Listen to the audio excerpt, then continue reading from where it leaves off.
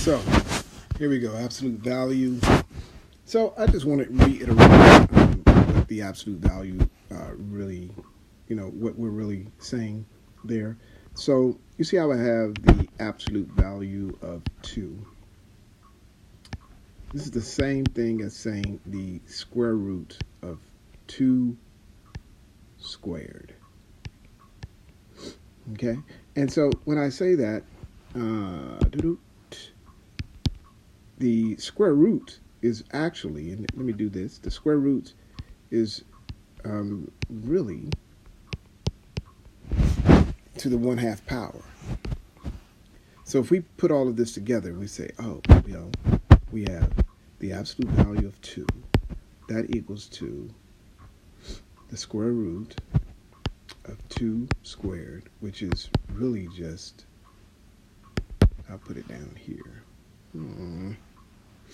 which is really just 2 squared to the 1/2. So in this particular case, you deal with exponents. It's like so. If you have a to the b, all right, and then you have that to the c, this is how you write it. You write it a, b, c. So what we're illustrating is that you multiply the exponents when it's in this configuration. So let's go ahead and do the same thing here. We have 2 to the power of 2 times 1/2, and this is just equal to 2 over 2, which is just 2 to the 1 power, which is just 2. So it's positive. Now, watch this. What if it was the absolute value of a -2?